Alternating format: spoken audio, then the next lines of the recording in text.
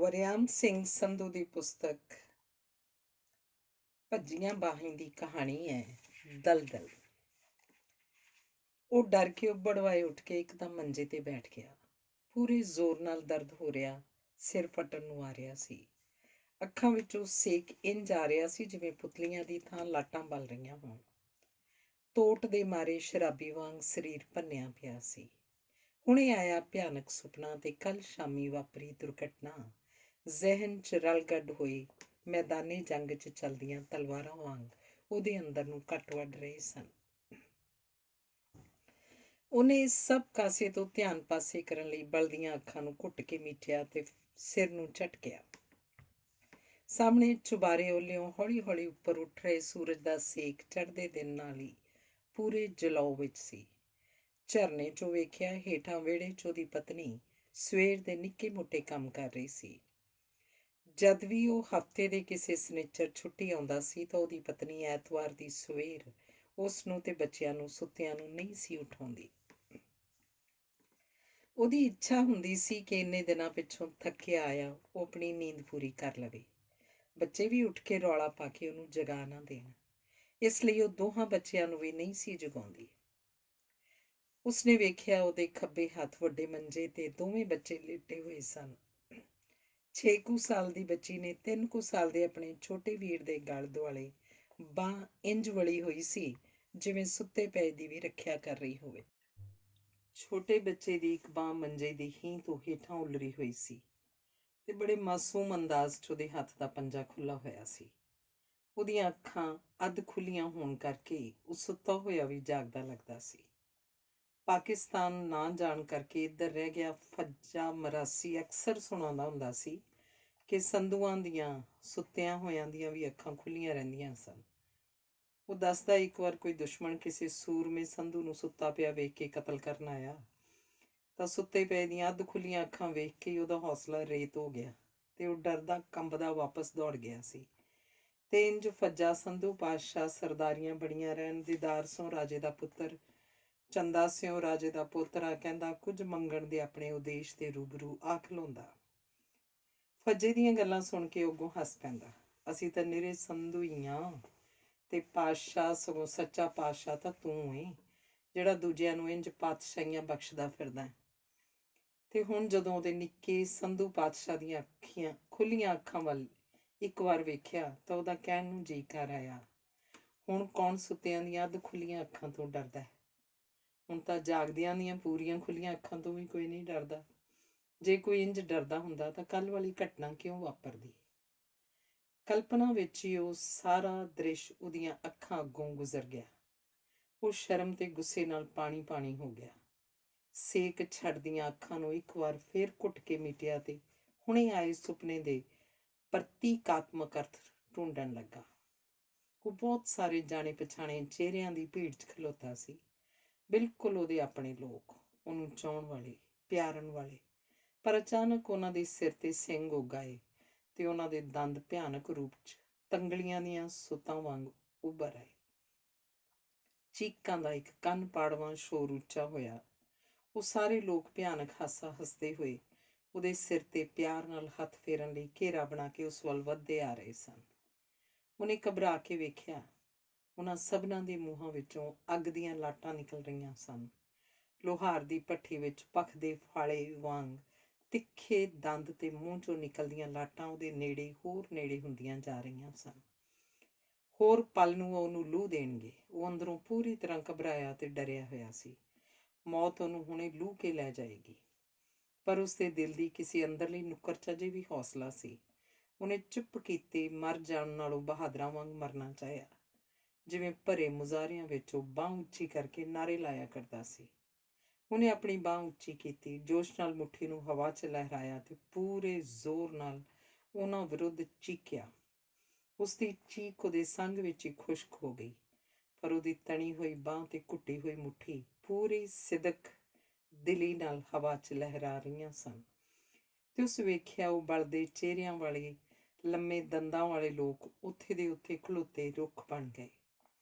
ਉਹਦਾ ਹੌਸਲਾ ਵਧਿਆ ਤੇ ਇੱਕ ਵਾਰ ਫੇਰ ਉਹਨੇ ਬਾਂਹ ਉੱਚੀ ਕਰਕੇ ਜ਼ੋਰ ਦਾ ਨਾਅਰਾ ਲਾਇਆ ਤਾਂ ਕੀ ਵੇਖਦਾ ਹੈ, ਉਹੋ ਹੀ ਜਾਣੇ ਪਛਾਣੇ ਉਹਨੂੰ ਪਿਆਰਨ ਵਾਲੇ ਲੋਕਾਂ ਦੀ ਭੀੜ ਇੱਕ ਜਲੂਸ ਦੀ ਸ਼ਕਲ 'ਚ ਉਹਦੀ ਸਹਾਇਤਾ ਲਈ ਨਾਅਰੇ ਮਾਰਦੀ ਆ ਰਹੀ ਸੀ। ਉਹਨਾਂ ਨੇ ਆ ਕੇ ਉਹਨੂੰ ਇੱਕ ਜੇਤੂ ਨਾਇਕ ਵਾਂਗ ਬਾਹਾਂ 'ਤੇ ਚੁੱਕ ਲਿਆ ਤੇ ਨਾਅਰੇ ਮਾਰਦੇ ਲੈ ਤੁਰੇ। ਉਹ ਸੁਪਨੇ ਦੀ ਦੁਨੀਆ 'ਚੋਂ ਨਿਕਲ ਕੇ ਸੱਚ ਦੀ ਦੁਨੀਆ 'ਚ ਆਇਆ। ਉਸ ਪੱਕਾ ਇਰਾਦਾ ਕਰ ਲਿਆ ਕਿ ਉਹ ਚੁੱਪ ਕਰਕੇ ਨਹੀਂ ਬੈਠੇਗਾ, ਹੁਣੇ ਹੀ ਸਰਪੰਚ ਵੱਲ ਜਾਏਗਾ। ਪੜ੍ਹਿਆ ਲਿਖਿਆ ਮੁੰਡਾ ਸੀ। ਸਰਪੰਚ ਤੇ ਉਹਦੇ ਖੂਨ ਨੇ ਅਜੇ ਬੋ ਵੀ ਨਹੀਂ ਸੀ ਮਾਰੀ। ਉਂਝ ਵੀ ਉਹਦੇ ਆਖੇ ਲੱਗਦਾ ਸੀ, ਉਹਦਾ ਆਦਰ ਮਾਣ ਕਰਦਾ ਸੀ। ਉਹ ਸੋਚਿਆ ਕਿ ਉਹਨੂੰ ਸਾਫ਼ ਕਹੇਗਾ ਕਿ ਜੇ ਸ਼ਰੇਆਮ ਚਿੱਟੇ ਦਿਨ ਇਹੋ ਜਿਹੀਆਂ ਕਾਲੀਆਂ ਕਰਤੂਤਾਂ ਹੋਣੀਆਂ ਸਨ ਤੇ ਅੱਗੋਂ ਕਿਸੇ ਨੇ ਕੁਸਕਣਾ ਤੱਕ ਨਹੀਂ ਸੀ ਤਾਂ ਉਹਦੇ ਸਰਪੰਚ ਬਣਨ ਦਾ ਕੀ ਫਾਇਦਾ। ਜੇ ਇੰਜੀ ਜਾਬਰ ਲੋਕ ਸਭ ਦੇ ਵੇਖਦਿਆਂ ਪਿੰਡ ਦੇ ਮੂੰਹ ਤੇ ਕਾਲਖ ਪੋਤ ਜਾਣ ਦਾ ਵੱਡੇ ਵੱਡੇ ਚਿੱਟੇ ਪੱਗੜ ਬੰਨ ਕੇ ਪਿੰਡ ਦੇ ਚੌਧਰੀ ਪਰਿਆਂ 'ਚ ਕਿਹੜਾ ਮੂੰਹ ਲੈ ਕੇ ਬੈਠਦੇ ਸਨ। ਉਹ ਤਾਂ ਇਹ ਵੀ ਕਹਿ ਦੇਗਾ ਕਿ ਜੇ ਸਰਪੰਚ ਨੇ ਜਾਂ ਕਿਸੇ ਹੋਰ ਨੇ ਕੁਝ ਕੀਤਾ ਤਾਂ ਉਹ ਇਕੱਲਾ ਹੀ ਮਜ਼ਲੂਮ ਧਿਰ ਦੀ ਮਦਦ ਤੇ ਖਲੋਵੇਗਾ। ਕੀ ਹੋਇਆ ਜੇ ਉਹ ਸਰਗਰਮ ਸਿਆਸਤ ਛੱਡ ਗਿਆ ਸੀ? ਉਹ ਤਾਂ ਉਖੜ ਪੈੜੀ ਕਿਸੇ ਤਣ ਪੱਤਣ ਨਾ ਲਾਉਣ ਵਾਲੀ ਸਿਆਸਤ ਦਾ ਦੋਸ਼ ਸੀ। ਨਹੀਂ ਤਾਂ ਉਹਦਾ ਮਨ ਤਾਂ ਨਹੀਂ ਸੀ ਮਰ ਗਿਆ। ਉਹਦੀਆਂ ਅੱਖਾਂ ਤਾਂ ਨਹੀਂ ਸਨਾਨੀਆਂ ਹੋ ਗਈਆਂ। ਅਜੇ ਤਾਂ ਉਹਦੀਆਂ ਅੱਖਾਂ 'ਚ ਜੋਤ ਸੀ।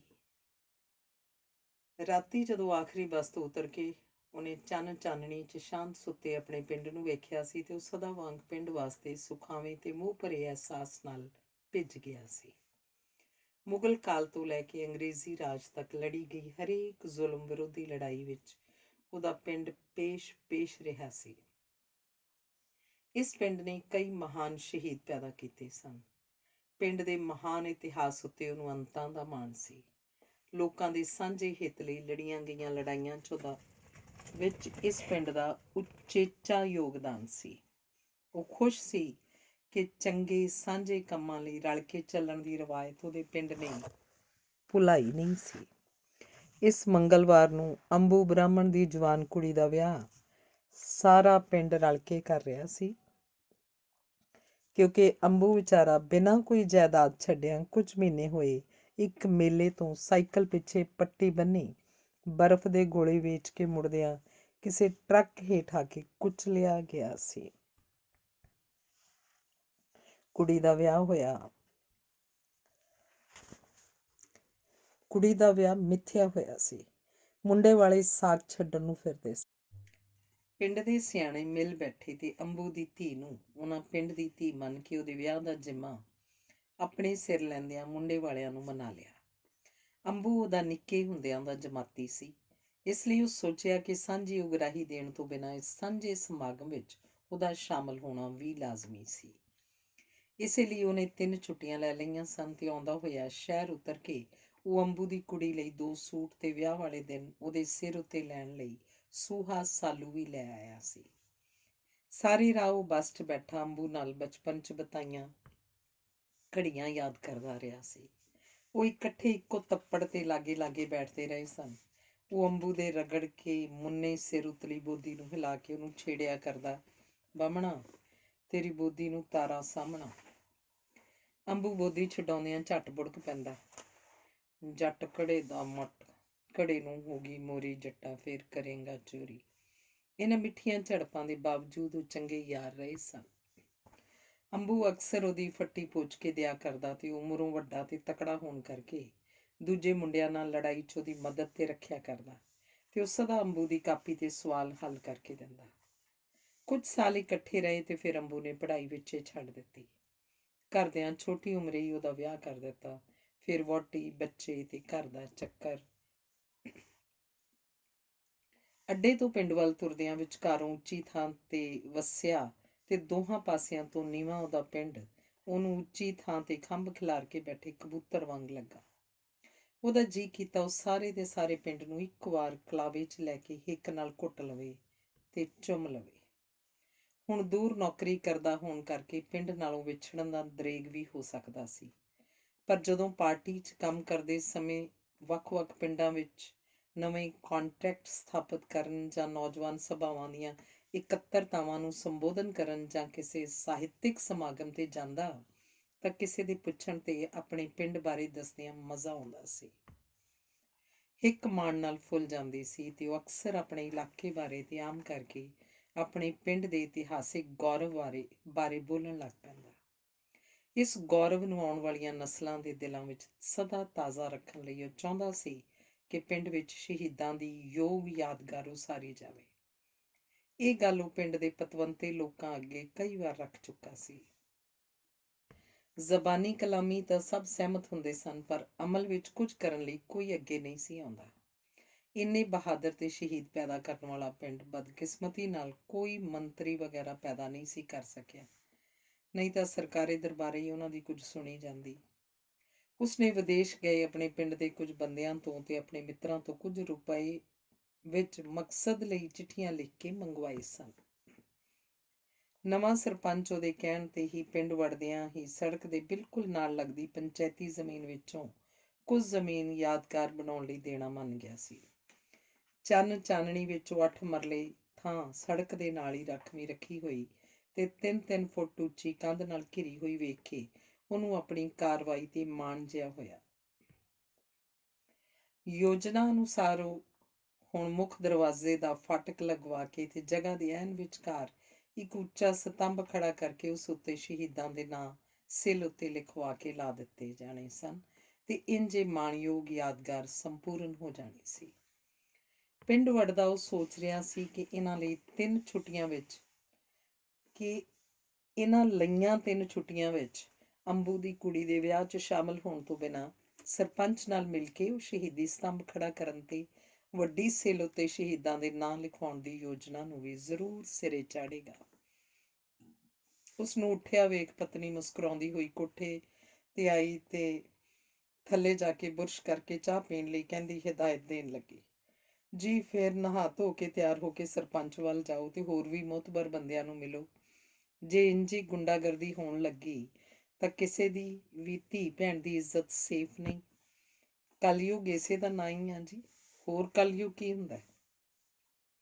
ਉਹ ਗੱਲਾਂ ਵੀ ਕਰੀ ਜਾ ਰਹੀ ਸੀ ਤੇ ਹਲੂਣ ਕੇ ਬੱਚਿਆਂ ਨੂੰ ਵੀ ਜਗਾ ਰਹੀ ਸੀ। ਨਿੱਕੇ ਨੂੰ ਕੂਲੀਆਂ ਤਲੀਆਂ ਨਾਲ ਅੱਖਾਂ ਮਲਦੇ ਨੇ ਉਹਨੇ ਕੁੱਛੜ ਚੁੱਕ ਕੇ ਹਿੱਕ ਨਾਲ ਘੁੱਟਦਿਆਂ ਚੁੰਮ ਲਿਆ। ਪੁੱਤ ਤੂੰ ਚੱਜ ਦਾ ਨਿਕਲੀ, ਮਾਪਿਆਂ ਦੀ ਇੱਜ਼ਤ ਨੂੰ 4 ਚੰਦ ਲਾਵੀਂ। ਕੀ ਗੱਲ ਮੈਂ ਚੱਜ ਦਾ ਨਹੀਂ? ਉਹ ਮੁਸਕਰਾਇਆ। ਉਹ ਪੂਰੇ ਦੰਦ ਖੋਲ ਕੇ ਮਿੱਠਾ ਜਿਹਾ ਹੱਸੀ। ਤੁਸੀਂ ਤਾਂ ਚੰਦ ਹੋ ਚੰਦ। ਤੇ ਫਿਰ ਗੰਭੀਰ ਹੁੰਦਿਆਂ ਬੋਲੀ, ਪਰ ਇਸ ਮਸਲੇ ਮਗਰ ਜ਼ਰੂਰ ਤਕੜੇ ਹੋ ਕੇ ਪਵੋ। ਜੇ ਜਾ ਕੇ 1-2 ਛੁੱਟੀਆਂ ਵੀ ਲੈ ਕੇ ਆਉਣੀਆਂ ਪੈਣ ਤਾਂ ਕੋਈ ਹਰਜ਼ ਨਹੀਂ। ਉਹ ਬੱਚੇ ਨੂੰ ਗੋਦ 'ਚ ਲੈ ਕੇ ਉਹਦੇ ਕੋਲ ਹੀ ਮੰਜੇ ਤੇ ਬੈਠ ਗਈ। ਉਹਨੇ ਰਾਤੀ ਉਸ ਕੋਲ ਪਹਿਲਾਂ ਹੀ 3 ਛੁੱਟੀਆਂ ਲੈ ਕੇ ਆਏ ਹੋਣ ਦਾ ਜ਼ਿਕਰ ਨਹੀਂ ਸੀ ਕੀਤਾ। ਹੁਣ ਵੀ ਪਤਾ ਨਹੀਂ ਕਿਉਂ ਛੁੱਟੀਆਂ ਬਾਰੇ ਚੁੱਪ ਹੀ ਰਿਹਾ, ਸਗੋਂ ਉਹਨੂੰ ਉਲਟਾ ਸਵਾਲ ਕੀਤਾ। ਮੈਂ ਤਾਂ ਰਾਤ ਦਾ ਸੋਚਦਾ, ਆਪਾਂ ਨੂੰ ਕੀ ਕਿਸੇ ਦੇ ਮਾਮਲੇ 'ਚ ਲੱਤ ਅੜਾਉਣ ਦੀ ਲੋੜ ਹੈ? ਨਾ ਆਪਣਾ ਕੋਈ ਮਤਲਬ, ਨਾ ਕੋਈ ਵਾਸਤਾ। ਬੱਲੇ ਜੀ, ਬੱਲੇ ਜੀ, ਉਹ ਵਿੱਚੋਂ ਹੀ ਟੁਣਕ ਕੇ ਬੋਲੀ। ਅੱਗੇ ਤਾਂ ਭਲਾ ਸਰਦਾਰ ਸਾਹਿਬ ਨੇ ਕਿਸੇ ਦੇ ਮਾਮਲੇ 'ਚ ਲੱਤ ਅੜਾਈ ਹੈ ਭਲਾ? ਜਦੋਂ ਮੈਂ ਰੋਕਦੀ ਹੁੰਦੀ ਸੀ ਤਾਂ ਮੈਨੂੰ ਹਨੂੰਮਾਨ ਵਾਲਾ ਲਤੀਫਾ ਸੁਣਾਇਆ ਕਰਦੇ ਸਨ। ਅਖੇ ਪੰਡਤ ਨੇ ਰਮਾਇਣ ਦੀ ਕਥਾ ਕਰਦਿਆਂ ਸਾਹਮਣੇ ਬੈਠੀ ਸੰਗਤ ਨੂੰ ਪੁੱਛਿਆ, ਹਨੂੰਮਾਨ ਕੌਣ ਸੀ? ਤਾਂ ਪਿੱਛੇ ਖੜੋਤਾ ਇੱਕ ਜੱਟ ਆਖਣ ਲੱਗਾ, ਹਨੂੰਮਾਨ ਜੱਟ ਸੀ। ਪੰਡਤ ਨੇ ਹੈਰਾਨ ਹੋਏ ਨੇ ਪੁੱਛਿਆ, ਜੱਟ ਕਿਵੇਂ? ਤਾਂ ਜੱਟ ਕਹਿਣ ਲੱਗਾ, ਜੀ ਜਨਾਨੀ ਕਿਸੇ ਦੀ ਕੱਢ ਕੇ ਕੋਈ ਹੋਰ ਲੈ ਗਿਆ, ਉਹ ਵਿੱਚ ਐਵੇਂ ਲੱਤਾਂ ਅੜਾਈ ਫਿਰਦਾ ਸੀ। ਜੱਟ ਨਹੀਂ ਤਾਂ ਹੋਰ ਕੀ ਸੀ? ਬਸ ਉਦੋਂ ਤਾਂ ਆਖਣਾ, ਆਪਾਂ ਤਾਂ ਜੱਟ ਹਨੂੰਮਾਨ। ਜਿੱਥੇ ਕਿਤੇ ਬੇਇਨਸਾਫੀ ਹੋਵੇ, ਆਪਣੇ ਤੋਂ ਲੱਤ ਗੱਡਿਆਂ ਤੋਂ ਬਿਨਾਂ ਰਿਹਾ ਨਹੀਂ ਜਾਂਦਾ। ਤੇ ਉਹ ਉਸੇ ਨੂੰ ਬਾਹੋਂ ਫੜ ਕੇ ਹਿਲਾਉਂਦਿਆਂ ਮੁਸਕਰਾਈ। ਉੱਠੋ ਉੱਠੋ, ਨਹਾ ਧੋ ਕੇ ਤਿਆਰ ਹੋ ਛੇਤੀ। ਚੰਗਾ ਹਨੂੰਮਾਨ ਜੀ। ਉਹ ਹੱਸਦਿਆਂ ਉੱਠਿਆ ਤੇ ਬਿਸਤਰਾ ਵਲੇਟ ਕੇ ਹੇਠਾਂ ਉਤਰ ਆਇਆ। ਕੱਲ ਵਾਲੀ ਸਾਰੀ ਘਟਨਾ ਪਤਨੀ ਨੇ ਆਪਣੀਆਂ ਅੱਖਾਂ ਨਾਲ ਵੇਖੀ ਸੀ, ਇਸ ਲਈ ਉਹਦੇ ਮਨ ਤੇ ਹੋਰ ਵੀ ਵਧੇਰੇ ਡੂੰਘਾ ਅਸਰ ਸੀ। ਬੱਚਿਆਂ ਨੂੰ ਤਿਆਰ ਕਰਦੀ ਉਹ ਕਹਿ ਰਹੀ ਸੀ, ਐਦਾਂ ਨਹੀਂ ਸੀ ਕਦੀ ਵੇਖਣ ਸੁਣਨ 'ਚ ਆਇਆ। ਮੈਂ ਕਹਿੰਦੀ ਹਾਂ, ਅਜੀਬ ਹੈ ਤੁਹਾਡਾ ਪਿੰਡ ਵੀ। ਇਹੋ ਜਿਹਾ ਪਿੰਡ ਨਹੀਂ ਕਦੇ ਵੇਖਿਆ। ਲੋਕ ਕੋਠਿਆਂ ਤੇ ਖਲੋਤੇ ਤਮਾਸ਼ਾ ਵੇਖਦੇ ਰਹੇ, ਪਰ ਕਿਸੇ 'ਚ ਹਿੰਮਤ ਨਾ ਹੋਈ ਕਿ ਉਸ ਗਰੀਬ ਬੇਦੋਸ਼ੀ ਜਨਾਨੀ ਨੂੰ ਛੁਡਾਈ ਦਈਏ। ਉਹਨੂੰ ਲੱਗਾ ਉਹ ਉਹਦੇ ਪਿੰਡ ਨੂੰ ਮਿਹਣਾ ਮਾਰ ਰਹੀ ਸੀ। ਉਹਦਾ ਜੀ ਕੀਤਾ ਪਤਨੀ ਨੂੰ ਸਮਝਾਵੇ ਕਿ ਜਿੱਥੇ ਵੀ ਕਿਤੇ ਜਾਨਵਰ ਲੋਕਾਂ ਦੀ ਜਾਨਦਾਰ ਜਥੇਬੰਦੀ ਨਹੀਂ, ਉੱਥੇ ਸਭਨੀ ਥਾਈਂ ਹੀ ਇਸ ਤਰ੍ਹਾਂ ਜਿੱਥੇ ਵੀ ਕਿਤੇ ਜਾਨਦਾਰ ਲੋਕਾਂ ਦੀ ਜਾਨਦਾਰ ਜਥੇਬੰਦੀ ਨਹੀਂ, ਉੱਥੇ ਸਭਨੀ ਥਾਈਂ ਇਸ ਤਰ੍ਹਾਂ ਹੋ ਰਿਹਾ ਸੀ। ਗੱਲ ਇੱਕ ਪਿੰਡ ਦੀ ਨਹੀਂ, ਸਾਰੇ ਪਿੰਡਾਂ ਦੀ ਸੀ। ਲੋਕ ਆਪੋ ਆਪਣੀਆਂ ਬੁੱਕਲਾਂ 'ਚ ਮੂੰਹ ਤਾਣ ਕੇ ਸੁੱਤੇ ਹੋਏ ਸਨ। ਭ੍ਰਿਸ਼ਟ ਸਿਆਸਤ ਦਾ ਸ਼ੇਰ ਸਭ ਦੇ ਸਿਰ ਤੇ ਦਹਾੜ ਰਿਹਾ ਸੀ ਤੇ ਲੋਕ ਸ਼ੁਤਰਮੁਰਗ ਵਾਂਗ ਰੇਤ ਵਿੱਚ ਸਿਰ ਦੇ ਕੇ ਅੱਖਾਂ ਲੁਕਾਈ ਮੌਤ ਤੋਂ ਬਚਣ ਦੇ ਯਤਨ ਦੀ ਖੁਸ਼ਫਹਿਮੀ 'ਚ ਸਨ। ਅਜਿਹੇ ਵਾਤਾਵਰਨ 'ਚ ਬਿੱਲੀ ਵਾਂਗ ਸ਼ਹਿ ਲਾ ਕੇ ਬੈਠੀ ਵਿਗੜੀ ਵਿਵਸਥਾ ਸਾਹਮਣੇ ਹਰ ਬੰਦਾ ਕਬੂਤਰ ਵਾਂਗ ਅੱਖਾਂ ਮੀਠੀ ਆਪਣੇ ਆਪ ਨੂੰ ਸੁਰੱਖਿਅਤ ਸਮਝ ਰਿਹਾ ਸੀ। ਪਤਨੀ ਗੰਭੀਰ ਹੋ ਗਈ। ਉਹਦਾ ਚਿਹਰਾ ਉਦਾਸ ਤੇ ਧੁੰਖਿਆ ਗਿਆ। ਉਹ ਹਮਦਰਦੀ ਦੀ ਮੂਰਤ ਬਣੀ ਬੈਠੀ ਸੀ। ਆਪਣੇ ਪਹਿਲੇ ਬਿਆਨ ਵਿੱਚ ਥੋੜੀ ਜਿਹੀ ਸੋਧ ਕਰਦਿਆਂ ਬੋਲੀ, ਨਹੀਂ, ਮੇਰਾ ਮਤਲਬ ਇਹ ਤਾਂ ਨਹੀਂ। ਸਭ ਥਾਈਂ ਇੰਜੀ ਬੇੜਾ ਗਰਕਣ ਤੇ ਆਇਆ, ਪਰ ਇੱਥੇ ਕੁਝ ਜ਼ਿਆਦਾ ਹੀ ਇਹੋ ਜਿਹੀਆਂ ਗੱਲਾਂ ਹੁੰਦੀਆਂ ਰਹਿੰਦੀਆਂ। ਅਜੇ ਪਿਛਲੀ ਦਿਨੀ ਵੇਖਿਓ, ਉਹ ਬਾਹਰ ਗਈਆਂ ਜਨਾਨੀਆਂ 'ਚੋਂ ਰਾਤ ਕੋਈ ਇੱਕ ਦੀ ਕੰਨ ਦੀ ਵਾਲੀ ਲਾ ਕੇ ਭੱਜ ਗਿਆ ਸੀ। ਫਿਰ ਇਹ ਪਿੰਡ ਛੱਡ ਕਿਉਂ ਨਹੀਂ ਦਿੰਦੀ? ਚੱਲ ਉੱਥੇ ਮੇਰੇ ਨਾਲ ਹੀ ਚੱਲ। ਉਹਨੇ ਹੱਸ ਕੇ ਆਖਿਆ ਤੇ ਇੱਕਦਮ ਬੋਲ ਉੱਠੀ, ਨਾ ਨਾ, ਮੈਂ ਤਾਂ ਨਹੀਂ ਛੱਡ ਕੇ ਜਾਂਦੀ ਆਪਣੇ ਘਰ ਨੂੰ। ਮੈਂ ਆਪਣੇ ਹੱਥੀਂ ਬਣਾਇਆ। ਤੇ ਉਹਨੇ ਪੇਟ ਕੱਟ ਕੇ ਭੁੱਖਿਆ ਰਹਿ ਕੇ ਬਣਾਏ ਆਪਣੇ ਮਕਾਨ ਵੱਲ ਵੇਖਦਿਆਂ ਮਾਣ 'ਚ ਫੁੱਲਵਾਂ ਸਾਹ ਲਿਆ ਤੇ ਫਿਰ ਉਦਾਸ ਹੋ ਗਈ। ਰਾਤੀ ਜਦੋਂ ਘਰ ਪਹੁੰਚਿਆ ਸੀ ਤਾਂ ਪਤਨੀ ਬਾਹਰ ਵਿਹੜੇ 'ਚ ਮੰਜੇ ਉੱਤੇ ਬੱਚਿਆਂ ਸਮੇਤ ਬੈਠੀ ਸੀ। ਜਿਸ ਦਿਨ ਉਹਨੇ ਆਉਣਾ ਹੁੰਦਾ, ਬੱਚੇ ਉਹਨੂੰ ਮਿਲਣ ਲਈ ਤੇ ਚੀਜ਼ੀ ਖਾਣ ਲਈ ਉਡੀਕ ਰਹੇ ਹੁੰਦੇ। ਉਹ ਉਹਨਾਂ ਚਿਰ ਸੌਂਦੇ ਨਾ। ਅੰਦਰ ਵੜਦੇ ਦੀਆਂ ਲੱਤਾਂ ਨਾਲ ਨਿੱਕਾ ਭੱਜ ਕੇ ਚੰਬੜ ਗਿਆ। ਵੱਡੀ ਬੱਚੀ ਨੇ ਉਹਦੇ ਹੱਥਾਂ ਵਿੱਚੋਂ ਫਲਾਂ ਵਾਲਾ ਲਿਫਾਫਾ ਝਪਟ ਮਾਰ ਕੇ ਖੋਹ ਲਿਆ।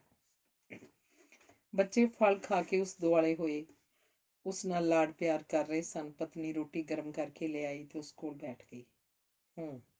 ਸੁਣਾਓ ਕੋਈ ਗੱਲਬਾਤ ਫਿਰ? ਉਹਨੇ ਮੁਸਕਰਾਉਂਦਿਆਂ ਪਤਨੀ ਨੂੰ ਪੁੱਛਿਆ, ਕਿਉਂਕਿ ਉਹਦੇ ਆਉਂਦਿਆਂ ਹੀ ਉਹ ਪਿਛਲੇ ਸਭ ਦਿਨਾਂ ਦੀਆਂ ਆਪਣੇ ਅੰਦਰ ਡੱਕੀਆਂ ਗੱਲਾਂ ਬਿਨਾਂ ਕੋਈ ਪੂਰਨ ਵਿਰਾਮ ਲਾਇਆਂ ਕਰਦੀ ਜਾਂਦੀ ਤੇ ਉਹ ਮੁਸਕਰਾਉਂਦਾ ਹੋਇਆ ਉਹਦਾ ਨਿੱਕੇ ਤੋਂ ਨਿੱਕਾ ਵੇਰਵਾ ਸੁਣਦਾ ਜਾਂਦਾ।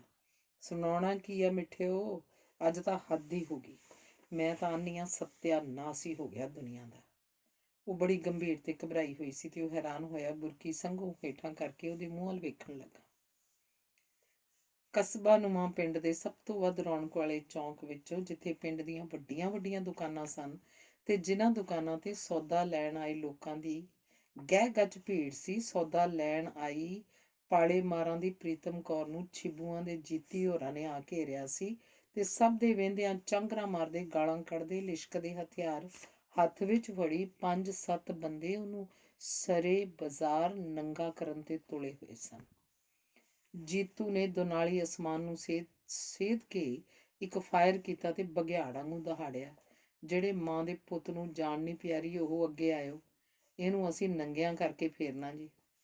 ਉਹਨੇ ਬਾਜ਼ਾਰ ਵਿੱਚ ਤੇ ਹੱਟੀਆਂ ਤੇ ਖੜੇ ਡੌਰ ਭੌਰ ਹੋਏ ਲੋਕਾਂ ਨੂੰ ਵੰਗਾਰਿਆ ਤੇ ਫਿਰ ਹੱਥ ਜੋੜਦੀ ਵਾਸਤੇ ਪਾਉਂਦੀ, ਵੇ ਪੁੱਤਾ ਮੈਨੂੰ ਬਸ਼ਕ ਲੋ, ਮੈਂ ਤੁਹਾਡੀ ਮਾਵਾਂ ਵਰਗੀ ਵੇ। ਪ੍ਰੀਤਮ ਕੌਰ ਦੀ ਚਿੱਟੀ ਚੁੰਨੀ ਲਾਹ ਕੇ ਉਹਨੇ ਵਗਦੀ ਗੰਦੀ ਨਾਲੀ 'ਚ ਸੁੱਟ ਦਿੱਤੀ ਤੇ ਉਹਦੇ ਜੁੜੇ ਹੱਥਾਂ ਤੇ ਬੰਦੂਕ ਦਾ ਬੱਟ ਮਾਰ ਕੇ ਵੱਡੀ ਸਾਰੀ ਭੱਦੀ ਗਾਲ ਕੱਢੀ। ਉਹਦੀ ਪਤਨੀ ਸੁਣਾ ਰਹੀ ਸੀ ਤੇ ਸੁਣਦਿਆਂ ਸੁਣਦਿਆਂ ਉਹਦੇ ਲੂਹ ਕੰਡੇ ਖੜੇ ਹੋ ਰਹੇ ਸਨ। ਪਰ ਇਹਨਾਂ ਇੰਜ ਕੀਤਾ ਕਿਉਂ? ਆਖਰ ਇਹਦੇ ਪਿੱਛੇ ਵੀ ਤਾਂ ਕੋਈ ਗੱਲ ਹੋਊ ਨਾ। ਹੱਕ ਜੀ, ਗੱਲ ਉਸ ਵਿਚਾਰੀ ਨਾਲ ਕਾਹਦੀ ਹੋਣੀ ਹੈ? ਕਹਿੰਦੇ ਨੇ ਪ੍ਰੀਤਮ ਕੌਰ ਦੇ ਮੁੰਡੇ ਨੇ ਉਹਨਾਂ ਦੀ ਕੁੜੀ ਨੂੰ ਖੇਤ ਗਿਆ ਮਜ਼ਾਕ ਕੀਤਾ। ਕਸੂਰ ਮੁੰਡੇ ਦਾ ਤੇ ਬਦਲਾ ਉਹਦੀ ਮਾਂ ਤੋਂ ਲੈਣਾ, ਤੇ ਉਹ ਵੀ ਇਸ ਤਰੀਕੇ ਨਾਲ। ਉਹ ਸ਼ਰਮ ਤੇ ਗੁੱਸੇ ਨਾਲ ਨਹੁੰ ਟੁੱਕ ਰਿਹਾ ਸੀ। ਕਿਸੇ ਨੇ ਅੱਗੇ ਹੋ ਕੇ ਛਡਾਇਆ ਨਾ। ਉਹਦੇ ਅੰਦਰੋਂ ਬਲਦਾ ਹੋਇਆ ਪ੍ਰਸ਼ਨ ਨਿਕਲਿਆ, ਮੈਂ ਮਰ ਜਾ। ਮੈਂ ਰੋਂਦੀ ਹੋਰ ਕਿਹੜੀ ਗੱਲ ਨੂੰ ਆ? ਤੇ ਉਹ ਦੱਸਦੀ ਰਹੀ। ਸਾਰੇ ਲੋਕ ਤਮਾਸ਼ਾਈ ਬਣ ਕੇ ਵੇਖ ਰਹੇ ਸਨ। ਜਨਾਨੀਆਂ ਤੇ ਬੰਦੇ ਕੋਠੇ ਤੇ ਚੜੇ ਹੋਏ ਸਨ, ਜਿਵੇਂ ਕੋਈ ਜਲੂਸ ਨਿਕਲਦਾ ਵੇਖਣ ਲਈ ਖੜੇ ਹੋਣ। ਪ੍ਰੀਤਮ ਕੌਰ ਬੌੜੀਆਂ ਪਾਉਂਦੀ ਰਹੀ, ਤਰਲੇ ਪਾਉਂਦੀ ਰਹੀ, ਹੱਥ ਜੋੜਦੀ ਰਹੀ, ਵੇ ਪੁੱਤੋ ਮੈਨੂੰ ਇਸ ਤਰ੍ਹਾਂ ਬਿੱਜ਼ਤ ਕਰਨ ਨਾਲੋਂ ਮੈਨੂੰ ਗੋਲੀ ਮਾਰ ਦੋ। ਇੱਕ ਨੇ ਉਹਦੀ ਗਿੱਚੀ 'ਚ ਪੂਰੇ ਜ਼ੋਰ ਨਾਲ ਧੌਲ ਮਾਰੀ ਤੇ ਮੂੰਹ ਪਰਨੇ ਧਰਤੀ ਤੇ ਡਿੱਗ ਪਈ। ਦੂਜੇ ਨੇ ਅੱਗੇ ਵੱਧ ਕੇ ਡਿੱਗੀ ਪਈ ਦੇ ਕੁੜਤੇ ਨੂੰ ਹੱਥ ਪਾਇਆ ਤੇ ਇੱਕ ਹੁਜਕੇ ਨਾਲ ਕੁੜਤੇ ਨੂੰ ਦੁਫਾੜ ਕਰਕੇ ਉਹਨੂੰ ਖਿੱਚ ਕੇ ਦੂਰ ਵਗਾ ਮਾਰਿਆ। ਉਹ ਆਪਣੀਆਂ ਦੋਹਾਂ ਛਾਤੀਆਂ ਤੇ ਆਪਣੇ ਹੱਥ ਘੁੱਟ ਕੇ ਤਣ ਕੇ ਬੈਠ ਗਈ। ਤਾਂ ਉੱਠ, ਕੁੱਤੀ ਰੰਨ ਨਾ ਹੋਵੇ ਤਾਂ ਪਖੰਡ ਕਰਦੀ ਹੈ, ਇੱਥੇ ਦੀਵਾਨ ਸੁਣਨ ਬੈਠੀ ਹੈ। ਇੱਕ ਨੇ ਉਹਦੇ ਵਾਲਾਂ ਨੂੰ ਹੱਥ ਪਾ ਕੇ ਉਹਨੂੰ ਧੂ ਕੇ ਖੜਾ ਕਰ ਲਿਆ ਤੇ ਧੂੰਦੇ ਹੋਏ ਡਾਂਗਾਂ ਦੀਆਂ ਹੁੱਜਾਂ ਤੇ ਬੰਦੂਕਾਂ ਦੇ ਬੱਟ ਮਾਰਦੇ ਪਿਛਵਾੜੇ ਦੀ ਗਲੀ 'ਚ ਲੈ ਤੁਰੇ। ਪ੍ਰੀਤਮ ਕੌਰ ਭਿੱਖ ਮੰਗਦੀਆਂ ਅੱਖਾਂ ਨਾਲ ਆਸੇ-ਪਾਸੇ ਖਲੋਤੇ ਤੇ ਕੋਠਿਆਂ ਉੱਤੇ ਖਲੋਤੇ ਬੰਦਿਆਂ ਤੇ ਜਨਾਨੀਆਂ ਅੱਗੇ ਵਾਸਤਾ ਪਾ ਰਹੀ ਸੀ, ਵੇ ਲੋਕੋ, ਮੈਂ ਤੁਹਾਡੀ ਭੈਣ ਵੇ, ਮੈਂ ਤੁਹਾਡੀ ਮਾਂ ਵੇ। ਬੌੜੀ ਮੈਨੂੰ ਇਹਨਾਂ ਰਾਖਸ਼ਾਂ ਤੋਂ ਬਚਾਓ ਵੇ। ਮੇਰੇ ਸਿਰ ਤੇ ਇੱਟ ਮਾਰ ਕੇ ਹੀ ਮੈਨੂੰ ਮਾਰ ਦਿਓ, ਹਾਏ ਵੇ, ਉਹ ਵਿਲਕ ਰਹੀ ਸੀ। ਕੋਠਿਆਂ ਤੇ ਚੜੀਆਂ ਜਨਾਨੀਆਂ ਜੀਤੂ ਹੋਰਾਂ ਨੂੰ ਉੱਚੀ ਉੱਚੀ ਲਾਹਨਤਾਂ ਪਾ ਰਹੀਆਂ ਸਨ। ਤੁਹਾਡਾ ਬੇੜਾ ਗਰਕ ਹੋ ਜੇ, ਤੁਹਾਡਾ ਕੱਖ ਨਾ ਰਹੇ ਜ਼ਾਲਮੋ। ਪਤਨੀ ਦੱਸਦੀ ਜਾ ਰਹੀ ਸੀ ਤੇ ਉਹ ਲੋਕਾਂ ਵਿੱਚੋਂ ਅਸਲੋਂ ਹੀ ਮਰ ਗਈ ਮਨੁੱਖਤਾ ਦਾ ਅਨੁਮਾਨ ਲਾ ਰਿਹਾ ਸੀ। ਜੀ ਮੇਰੇ ਅੰਦਰ ਤਾਂ ਇੰਨੀ ਅੱਗ ਬਲਦੀ ਪਈ ਸੀ ਕਿ ਜੀ ਕਰੇ ਜਨਾਨੀਆਂ ਨੂੰ ਹੱਲਾਸ਼ੇਰੀ ਦੇ ਕੇ ਉਹਨਾਂ ਦੇ ਗਲ ਪੈ ਜਾਈਏ। ਜਨਾਨੀਆਂ ਨੂੰ ਮਾਰ ਥੋੜਾ ਦੇਣ ਲੱਗੇ ਸਾਨੂੰ। ਉਹਨਾਂ ਦੀ ਬੱਚੀ ਅਜੇ ਜਾਗਦੀ ਪਈ ਸੀ। ਉਹਨੇ ਵੀ ਸਾਰੀ ਘਟਨਾ ਆਪਣੀਆਂ ਅੱਖਾਂ ਨਾਲ ਮਾਂ ਦੇ ਨਾਲ ਕੋਠੇ ਤੇ ਚੜ੍ਹ ਕੇ ਵੇਖੀ ਸੀ। ਉਹ ਸਹਿਮੀਆਂ ਨਜ਼ਰਾਂ ਨਾਲ ਆਪਣੀ ਮਾਂ ਨੂੰ ਪਿਤਾ ਨਾਲ ਗੱਲਾਂ ਕਰਦਿਆਂ ਵੇਖ ਰਹੀ ਸੀ। ਡੈਡੀ, ਉਹਨਾਂ ਨੇ ਉਹਨੂੰ ਸਾਰਾ ਹੀ ਨੰਗਾ ਕੀਤਾ, ਕਿੱਛੇ ਵੀ ਨਾ ਛਡਾਇਆ। ਬੱਚੇ ਦੀ ਗੱਲ ਸੁਣਦਿਆਂ ਹੀ ਉਹਨੇ ਉਹਨੂੰ ਗਲ ਨਾਲ ਘੁੱਟ ਲਿਆ। ਉਹ ਸ਼ਰਮ ਨਾਲ ਗਰਕ ਹੋ ਗਿਆ। ਉਹਦੀਆਂ ਅੱਖਾਂ ਵਿੱਚੋਂ ਪਾਣੀ ਸਿਮ ਆਇਆ। ਗਲੀ ਦੇ ਮੋੜ ਤੇ ਜਾ ਕੇ ਜਦੋਂ ਉਹਦੀ ਸਲਵਾਰ ਲਾਉਣ ਲੱਗੇ ਤਾਂ ਕਰਤਾਰਾ ਕਾਮਰੇਡ ਅੱਗੇ ਵਧਿਆ। ਅਕਲ ਕਰੋ, ਕੁਝ ਅਕਲ, ਹੋਰ ਕੁਝ ਨਹੀਂ ਤਾਂ ਰੱਬ ਤਾਂ ਵੇਂਦਾ ਤੁਹਾਨੂੰ। ਉਹਨੂੰ ਅੱਗੇ ਵਧਿਆ ਆਉਂਦਾ ਵੇਖ ਜੀਤੂ ਨੇ ਅਸਮਾਨ ਨੂੰ ਸੇਧ ਕੇ ਫਾਇਰ ਕਰਤਾ, ਜਿਵੇਂ ਰੱਬ ਦੇ ਢਿੱਡ 'ਚ ਗੋਲੀ ਮਾਰੀ ਹੋਵੇ, ਤੇ ਉਹਨੂੰ ਮਾਰ ਕੇ ਨਿਸ਼ਚਿੰਤ ਹੋ ਕੇ ਲਲਕਾਰਿਆ, ਅੱਗੇ ਨਾ ਵਧੀ ਕਾਮਰੇਡਾ, ਅੱਗੇ ਤੇਰੀ ਖੱਬੀ ਬਾਂਹ ਟੁੱਟੀ ਆ, ਹੁਣ ਸੱਜੀ ਤੁੜਾ ਬਹਿੰਗਾ। ਤੇ ਉਹਨੇ ਗਲਬਾ ਮਾਰ ਕੇ ਉਹਨੂੰ ਗਲੀ ਦੇ ਇੱਕ ਪਾਸੇ ਵਗਾ ਮਾਰਿਆ। ਪਤਨੀ ਦੱਸ ਰਹੀ ਸੀ ਕਿ ਗਲੀਆਂ ਤੇ ਕੋਠਿਆਂ ਤੇ ਇਕੱਠੀ ਹੋਈ ਵਿਸ਼ਾਲ ਭੀੜ ਦੇ ਸਾਹਮਣੇ ਉਸ ਔਰਤ ਨੂੰ ਅਲਫ ਨੰਗਿਆਂ ਕਰਕੇ ਲੈ ਗਏ ਸਨ ਤੇ ਗਲੀਆਂ 'ਚ ਫੇਰਦੇ ਰਹੇ। ਸਾਹੋ ਸਾਹ ਹੋਈ ਪਤਨੀ ਦੀਆਂ ਗੱਲਾਂ ਸੁਣ ਕੇ ਉਹਦਾ ਅੰਦਰ ਦਰਦ ਨਾਲ ਪੱਛਿਆ ਗਿਆ ਸੀ। ਮੈਂ ਆਨਾ ਲੋਕ ਅਸਲੋਂ ਹੀ ਮਰ ਗਏ। ਕਿ ਉਹਨਾਂ ਕੋਲ ਸਾਰੇ ਪਿੰਡ ਦੇ ਲੋਕਾਂ ਨਾਲੋਂ ਜ਼ਿਆਦਾ ਹਥਿਆਰ ਸਨ? ਰਲ ਕੇ ਇੱਕ ਵਾਰ ਟੁੱਟ ਕੇ ਉਹਨਾਂ ਦੇ ਗਲ ਪੈ ਜਾਂਦੇ। ਉਹ ਅੱਧਾ ਪਤਨੀ ਦੇ ਨਾਲ ਤੇ ਅੱਧਾ ਆਪਣੇ ਆਪ ਨਾਲ ਗੱਲਾਂ ਕਰ ਰਿਹਾ ਸੀ। ਉਹ ਜਿਵੇਂ ਆਪਣੇ ਅੰਦਰ ਡੁੱਬ ਗਿਆ। ਮੈਂ ਤਾਂ ਸ਼ਾਮੀ ਗੱਲਾਂ ਕਰਦਿਆਂ ਤਾਰੇ ਦੀ ਵਹੁਟੀ ਨੂੰ ਆਖਦੀ ਸਾਂ, ਤੁਹਾਡਾ ਨਾਂ ਲੈ ਕੇ, ਕਿ ਜੇ ਉਹ ਹੁੰਦੇ ਤਾਂ ਉਹਨਾਂ ਤਾਂ ਨਹੀਂ ਸੀ ਇਸ ਤਰ੍ਹਾਂ ਹੋਣ ਦੇਣਾ ਕਦੀ ਵੀ। ਭਾਵੇਂ ਕੁਝ ਹੁੰਦਾ, ਉਹ ਤਾਂ ਲੋਕਾਂ ਨੂੰ ਵੰਗਾਰ ਕੇ ਜਾਂ ਖੁਦ ਦੇ ਮੌਤ ਦੇ ਮੂੰਹ 'ਚ, ਪਰ ਉਹਨੂੰ ਨੰਗਿਆ ਨਹੀਂ ਸੀ ਹੋਣ ਦਿੰਦੇ। ਪਤਨੀ ਦੀ ਗੱਲ ਸੁਣ ਕੇ ਉਹਨੂੰ ਉੱਤੇ ਡਾਢਾ ਪਿਆਰ ਆਇਆ। ਉਹਨੂੰ ਪਤੀ ਤੇ ਕਿੰਨਾ ਮਾਣ ਸੀ। ਉਹ ਵੀ ਮਾਣ ਨਾਲ ਭਰ ਗਿਆ। ਉਹਦੇ ਆਪਣੇ ਜੀਵਨ ਦਾ ਨਿੱਕਾ ਜਿਹਾ ਇਤਿਹਾਸ ਉਹਦੀਆਂ ਨਜ਼ਰਾਂ ਅੱਗੋਂ ਗੁਜ਼ਰ ਗਿਆ, ਜਦੋਂ ਪਿੰਡ ਤੇ ਇਲਾਕੇ 'ਚ ਹਰ ਬੇਇਨਸਾਫੀ ਵਿਰੁੱਧ ਜੂਝਣ ਲਈ ਤਿਆਰ ਖੜਾ ਹੁੰਦਾ ਸੀ। ਪਿੰਡ ਪਿੰਡ ਵਿੱਚ ਬਣੀਆਂ ਨੌਜਵਾਨ ਸਭਾਵਾਂ ਸ਼ਕਤੀਸ਼ਾਲੀ ਜਥੇਬੰਦੀ ਦੇ ਰੂਪ 'ਚ ਉੱਭਰ ਰਹੀਆਂ ਸਨ ਤੇ ਜਿੱਥੇ ਕਿਤੇ ਬੇਇਨਸਾਫੀ ਹੁੰਦੀ ਰਲ ਕੇ ਟੱਕਰ ਲੈਣ ਲਈ ਤਿਆਰ ਹੁੰਦੀਆਂ ਸਨ। ਜੇ ਕਿਤੇ ਉਹ ਦਿਨ ਹੁੰਦੇ ਤਾਂ ਇਹਨਾਂ ਨੂੰ ਇੱਕ ਵਾਰ ਤਾਂ ਗਿਆਨ ਕਰਾ ਦਿੰਦੇ। ਉਸ ਨੂੰ ਹਸਰਤ ਸੀ ਕਿ ਫੁੱਟ ਦੀ ਸਿਆਸਤ ਤੇ ਕੁਸੇਦ ਨੇ ਜਥੇਬੰਦੀ ਦਾ ਢਾਂਚਾ ਖੰਡਿਤ ਕਰ ਦਿੱਤਾ ਸੀ। ਲੈ ਹੁਣ ਤੁਸੀਂ ਕੀ ਨਹੀਂ ਕਰ ਸਕਦੇ? ਪਤਨੀ ਨੂੰ ਅਜੇ ਵੀ ਉਹਦੀ ਤਾਕਤ ਤੇ ਵਿਸ਼ਵਾਸ ਸੀ। ਸਵੇਰੇ ਸਰਪੰਚ ਨੂੰ ਮਿਲੋ, ਹੋਰ ਲੋਕਾਂ ਨੂੰ ਇਕੱਠਿਆਂ ਕਰਕੇ ਇਸ ਜ਼ੁਲਮ ਵਿਰੁੱਧ ਲਾਮਬੰਦ ਕਰੋ। ਉਹ ਪਤਨੀ ਨਾਲ ਸਹਿਮਤ ਹੁੰਦਾ ਹੋਇਆ ਵੀ ਹੈਰਾਨੀ ਨਾਲ ਉਹਦੇ ਮੂੰਹ ਵੱਲ ਵੇਖ ਰਿਹਾ ਸੀ। ਇਹ ਉਹ ਔਰਤ ਸੀ ਜਿਹੜੀ ਸਦਾ ਉਹਨੂੰ ਅਜਿਹੇ ਕੰਮਾਂ ਤੋਂ ਵਰਜਦੀ ਹੁੰਦੀ ਸੀ। ਤੁਸੀਂ ਸਾਰੀ ਦੁਨੀਆ ਠੀਕ ਕਰਨ ਦਾ ਠੇਕਾ ਲਿਆ ਹੋਇਆ, ਆਪਣੀ ਜ਼ਿੰਦਗੀ ਸੁੱਖ ਨਾਲ ਗੁਜ਼ਾਰੋ। ਤੇ ਹੁਣ ਜਦੋਂ ਚੰਗੀ ਨੌਕਰੀ ਤੇ ਲੱਗ ਗਿਆ ਸੀ ਤੇ ਸੁੱਖ ਦੀ ਜ਼ਿੰਦਗੀ ਗੁਜ਼ਾਰ ਰਿਹਾ ਸੀ, ਤੇ ਉਹਨੂੰ ਜ਼ੁਲਮ ਵਿਰੁੱਧ ਲੜਨ ਲਈ ਵੰਗਾਰ ਰਹੀ ਸੀ। ਗਈ ਰਾਤ ਤੱਕ ਉਹਨੂੰ ਨੀਂਦ ਨਾ ਆਈ। ਸਾਰੀ ਘਟਨਾ ਕੰਕਰ ਬਣ ਕੇ ਉਹਦੀਆਂ ਅੱਖਾਂ 'ਚ ਰੜਕ ਰਹੀ ਸੀ। ਕਲਪਨਾ ਵਿੱਚ ਹੀ ਨੰਗੀ ਔਰਤ ਉਹਦੀਆਂ ਅੱਖਾਂ ਅੱਗੇ ਤੁਰੀ ਜਾ ਰਹੀ ਸੀ ਤੇ ਟੁੱਕੇ ਹੱਥਾਂ ਤੇ ਟੁੱਕੀਆਂ ਜੀਭਾਂ ਵਾਲੇ ਲੋਕ ਆਸੇ-ਪਾਸੇ ਖੜੇ ਚੁੱਪ-ਚਾਪ ਵੇਖ ਰਹੇ ਸਨ ਤੇ ਉਹਦੇ ਕੰਨਾਂ 'ਚ ਆਵਾਜ਼ ਗੂੰਜ ਰਹੀ ਸੀ, ਵੇ ਲੋਕੋ, ਮੈਂ ਤੁਹਾਡੀ ਭੈਣ ਜੇ, ਮੈਂ ਤੁਹਾਡੀ ਮਾਂ ਜੇ, ਬੋੜੀ ਮੈਨੂੰ ਬਚਾਓ ਇਹਨਾਂ ਰਾਖਸ਼ਾਂ ਤੋਂ। ਤੇ ਉਸ ਤਹੱਈਆ ਕਰ ਲਿਆ ਸੀ ਕਿ ਇਸ ਮਾਮਲੇ ਵਿੱਚ ਜਿੰਨੀ ਵੀ ਵੱਧ ਤੋਂ ਵੱਧ ਹੋ ਸਕੇ ਮਜ਼ਲੂਮ ਧਿਰ ਦੀ ਮਦਦ ਕਰਨੀ ਸੀ। ਉਸ ਸੋਚਿਆ ਕਿ ਸਮੁੱਚੇ ਪਿੰਡ ਦਾ ਇਕੱਠ ਕਰਕੇ ਉਹਨਾਂ ਜ਼ਾਲਮਾਂ ਵਿਰੁੱਧ ਸਮੂਹ ਕਾਰਵਾਈ ਕੀਤੀ ਜਾਵੇ, ਉਹਨਾਂ ਨੂੰ ਸਜ਼ਾ ਦਿਵਾਈ ਜਾਵੇ। ਕਈ ਦਲੀਲਾਂ ਉਹਦੇ ਮਨ 'ਚ ਆਉਂਦੀਆਂ ਤੇ ਤੁਰ ਜਾਂਦੀਆਂ। ਇਸ ਉਧੇੜ ਬੁਣ 'ਚ ਕਿਤੇ ਤੜਕੇ ਜਾ ਕੇ ਉਹਦੀ ਅੱਖ ਲੱਗੀ। ਸੁੱਤਿਆਂ ਪਿਆਂ ਵੀ ਭਿਆਨਕ ਤੇ ਡਰਾਉਣੇ ਸੁਪਨੇ ਉਹਦੀਆਂ ਅੱਖਾਂ ਵਿੱਚ ਸਨ। ਪਤਨੀ ਦੇ ਕਹਿਣ ਤੇ ਉਹ ਨਹਾ ਧੋ ਕੇ ਤਿਆਰ ਹੋਇਆ ਤੇ ਸੋਚਿਆ ਕਿ ਰੋਟੀ ਖਾਣ ਤੋਂ ਪਹਿਲਾਂ ਇੱਕ ਵਾਰ ਸਰਪੰਚ ਨੂੰ ਮਿਲ ਆਵੇ ਤੇ ਉਸ ਨਾਲ ਇਹ ਮਾਮਲਾ ਸਾਰੇ ਪਹਿਲੂਆਂ ਤੋਂ ਵਿਚਾਰ ਆਵੇ।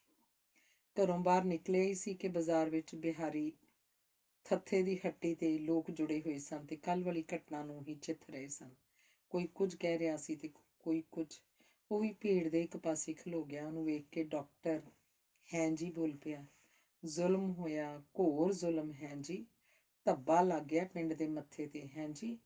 ਲੋਕ ਗੱਲਾਂ ਕਰਨਗੇ ਫਲਾਣੇ ਪਿੰਡ ਨੇ ਆਹ ਕਰਤੂਤ ਕੀਤੀ ਆ ਹੈਂ ਜੀ।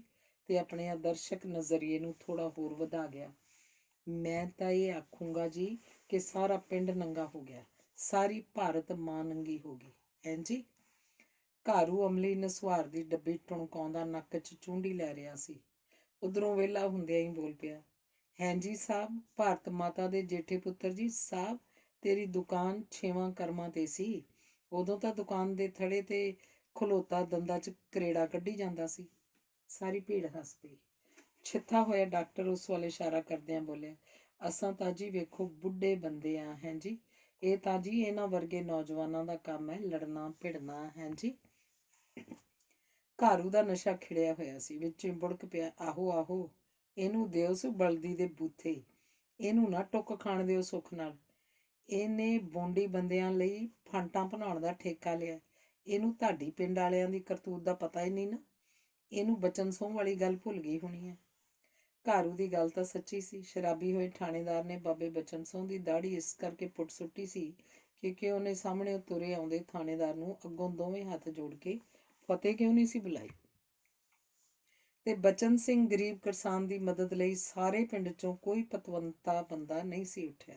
ਸਗੋਂ ਜੇ ਉਹਨੇ ਬਾਬੇ ਦੀ ਮਦਦ ਤੇ ਥਾਣੇਦਾਰ ਦੇ ਵਿਰੁੱਧ ਕਾਰਵਾਈ ਕਰਨ ਲਈ ਲੋਕਾਂ ਨੂੰ ਪ੍ਰੇਰਿਆ ਵੀ, ਤਾਂ ਉਸ ਮਾਰਕੁੱਟ ਨੂੰ ਥਾਣੇਦਾਰ ਦਾ ਜਨਮ ਸਿੱਧ ਅਧਿਕਾਰ ਸਮਝਦੇ ਹੋਏ ਸਗੋਂ ਉਹਨੂੰ ਸਮਝੌਤੀ ਦੇ ਰਹੇ ਸਨ। ਅਫਸਰ ਦੇ ਝਿੜਕੇ ਦਾ ਤੇ ਮੀਂਹ ਦੇ ਤਿਲਕੇ ਦਾ ਗੁੱਸਾ ਨਹੀਂ ਕਰਨਾ ਚਾਹੀਦਾ। ਇਹ ਤਾਂ ਉਹੋ ਹੀ ਸੀ ਜਿਹਨੇ ਇਲਾਕੇ ਦੀਆਂ ਸਭਾਵਾਂ ਇਕੱਠੀਆਂ ਕਰਕੇ ਪਿੰਡ ਵਿੱਚੋਂ ਮਾੜੇ ਸਮਝੇ ਜਾਂਦੇ ਬੰਦਿਆਂ ਨੂੰ ਨਾਲ ਲੈ ਕੇ ਮੁਜ਼ਾਹਰੇ ਕਰਕੇ ਉੱਚ ਅਧਿਕਾਰੀਆਂ ਨੂੰ ਮਿਲ ਕੇ ਇਨਕੁਆਇਰੀ ਕਰਵਾ ਕੇ ਥਾਣੇਦਾਰ ਨੂੰ ਲਾਈਨ ਹਾਜ਼ਰ ਕਰਵਾਇਆ ਸੀ। ਨਹੀਂ ਤਾਂ ਸਭ ਇਨਕੁਆਇਰੀ ਸਮੇਂ ਪਿੰਡ ਦੇ ਪਤਵੰਤੇ ਤਾਂ ਥਾਣੇਦਾਰ ਦੇ ਹੱਕ 'ਚ ਹੀ ਭੁਗਤੇ ਸਨ ਤੇ ਕਹਿੰਦੇ ਸਨ, ਜੀ ਇਹਨਾਂ ਨਾਲ ਦਾ ਆਲਾ ਅਫਸਰ ਤਾਂ ਕਦੀ ਆਇਆ ਹੀ ਨਹੀਂ ਅੱਜ ਤੱਕ। ਅਸੀਂ ਤਾਂ ਕਦੇ ਸੁਣਿਆ ਨਹੀਂ ਕਿ ਇਹਨਾਂ ਸ਼ਰਾਬ ਪੀਤੀ ਹੋਵੇ। ਤਾਊ, ਬਚਨ ਸਿੰਘ ਵਾਲੀ ਗੱਲ ਮੈਨੂੰ ਭੁੱਲੀ ਤਾਂ ਨਹੀਂ, ਉਹ ਘਾਰੂ ਨੂੰ ਸੰਬੋਧਨ ਹੋਇਆ, ਪਰ ਇਹ ਗੱਲ ਤਾਂ ਮਾੜੀ ਹੋਈ ਹੈ। ਮਾੜੀ ਜੀ, ਬਿਲਕੁਲ ਮਾੜੀ। ਇੰਜ ਨਹੀਂ ਸੀ ਹੋਣਾ ਚਾਹੀਦਾ। ਸਾਰੇ ਸਹਿਮਤ ਸਨ। ਇੰਜ ਨਹੀਂ ਸੀ ਹੋਣਾ ਚਾਹੀਦਾ ਤਾਂ ਅੱਗੋਂ ਹੋ ਕੇ ਛੁਡਾਉਣਾ ਸੀ ਫਿਰ। ਉਦੋਂ ਕਿਉਂ ਸਭ ਨੂੰ ਸੱਪ ਸੌਂ ਗਿਆ? ਉਹਦੇ ਹਰਖੇ ਬੋਲ ਸੁਣ ਕੇ ਸਾਰੇ ਉਸ ਵੱਲ ਵੇਖਣ ਲੱਗੇ। ਅਚਾਨਕ ਬਿਹਾਰੀ ਥੱਥੇ ਨੇ ਚੁੱਪ ਨੂੰ ਤੋੜਿਆ। ਬਗਾਨੀ ਮੌਤੇ ਕੌਣ ਮਰਦਾ ਜੀ? ਰੋਡਾ ਧੂਸ਼, ਜਿਹੜਾ ਹੁਣ ਤੱਕ ਚੁੱਪ ਕਰਕੇ ਸੁਣ ਰਿਹਾ ਸੀ, ਆਪਣੀ ਮੱਘ ਵਰਗੀ ਉੱਚੀ ਆਵਾਜ਼ 'ਚ ਬੋਲਿਆ, ਉਹ ਛੱਡੋ ਖਹਿੜਾ, ਜਾਓ ਆਪੋ ਆਪਦੇ ਘਰ ਨੂੰ। ਤੁਸੀਂ ਆਪਸ ਨਾਲ ਲੜ ਪਿਓ। ਉਹਨਾਂ ਦੀ ਕੁੜੀ ਛੇੜੀ, ਉਹਨਾਂ ਦੀ ਬੁੱਢੀ ਨੰਗੀ ਕਰਤੀ। ਜੱਟ ਇੰਜ ਬਦਲੇ ਲੈਂਦੇ ਹੀ ਹੁੰਦੇ ਆ। ਉਸ ਆਪਣੇ ਵੱਲੋਂ 2 ਟੁੱਕ ਕਰ ਦਿੱਤੀ ਤੇ ਫਿਰ ਜਾਓ ਘਰੀ ਘਰੀ ਕਹਿੰਦਾ ਜੰਮੀ ਪੀੜ ਨੂੰ ਇੰਜ ਸ਼ਿਸ਼ਕਾਰਨ ਲੱਗਾ ਜਿਵੇਂ ਭੇਡਾਂ ਬੱਕਰੀਆਂ ਦੇ ਇੱਜੜ ਨੂੰ ਖਿੰਡ ਜਾਣ ਲਈ ਕਹਿ ਰਿਹਾ ਹੋਵੇ। ਸਰਪੰਚ ਵੱਲ ਜਾਂਦਿਆਂ ਉਹ ਸਾਰੀ ਘਟਨਾ ਬਾਰੇ ਹੁਣੇ ਹੋਈਆਂ ਭੀੜ ਦੀਆਂ ਗੱਲਾਂ ਦੀ ਤਹਿ ਵਿੱਚ ਉਤਰਨ ਦਾ ਯਤਨ ਕਰਦਾ ਆ ਰਿਹਾ ਸੀ। ਘਾਰੂ ਦੀ ਗੱਲ ਵਜ਼ਨਦਾਰ ਸੀ ਤੇ ਬਿਹਾਰੀ ਥੱਥੇ ਦੀ ਸੱਚਾਈ ਵੀ ਕਿ ਬਗਾਨੀ ਮੌਤੇ ਕੌਣ ਮਰਦਾ ਜੀ। ਹਾਂ, ਲੋਕ ਤਾਂ ਆਪਣੀ ਆਪਣੀ ਜਾਨ ਬਚਾਉਣ ਦੀ ਫਿਕਰ 'ਚ ਸਨ। ਉਸ ਸੋਚਿਆ, ਬਗਾਨੀ ਮੌਤ ਕੋਈ ਕਿੱਥੇ ਮਰਦਾ ਸੀ। ਅੱਤ ਦਾ ਸਾਂਝਾ ਸੰਕਟ ਜਾਂ ਕੋਈ ਸਾਂਝੀ ਜਥੇਬੰਦੀ ਲੋਕਾਂ ਨੂੰ ਇਕੱਠਿਆਂ ਕਰਕੇ ਕਿਸੇ ਜ਼ੁਲਮ ਵਿਰੁੱਧ ਲੜਨ ਦੀ ਪ੍ਰੇਰਨਾ ਦੇ ਸਕਦੇ ਸਨ। ਉਹਨੂੰ ਯਾਦ ਆਇਆ, ਐਮਰਜੈਂਸੀ ਸਮੇਂ ਜਦੋਂ ਜੇਲ੍ਹ 'ਚ ਸੀ ਤਾਂ ਉਹਦੇ ਨੇੜਲੇ ਮਿੱਤਰਾਂ ਤੇ ਰਿਸ਼ਤੇਦਾਰਾਂ ਨੂੰ ਛੱਡ ਕੇ ਕੋਈ ਉਹਦੀ ਮੁਲਾਕਾਤ ਕਰਨ ਵੀ ਨਹੀਂ ਸੀ ਆਇਆ। ਸਗੋਂ ਉਹਦੇ ਮਿੱਤਰਾਂ ਨੂੰ ਕਹਿੰਦੇ ਸਨ, ਉਹ ਤਾਂ ਛੂਤ ਦੀ ਬਿਮਾਰੀ ਹੈ, ਉਹਨੂੰ ਮਿਲ ਕੇ ਤੁਸੀਂ ਕਿਉਂ ਮਰਦੇ ਹੋ?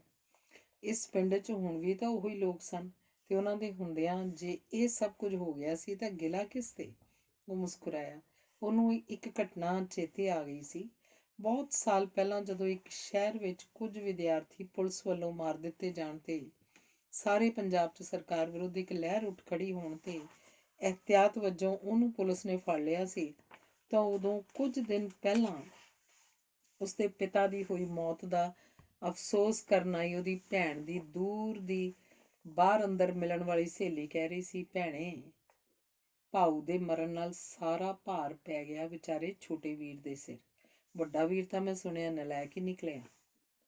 ਉਹ ਸੋਚਿਆ, ਇਹ ਤਾਂ ਮੇਰੇ ਵਰਗੇ ਕਮਲੇ ਤੇ ਨਲਾਇਕ ਬੰਦਿਆਂ ਦਾ ਕੰਮ ਸੀ ਕਿ ਲੋਕਾਂ ਦੇ ਕੰਮਾਂ 'ਚ ਟੰਗਾਂ ਅੜਾਉਂਦੇ ਫਿਰਨ।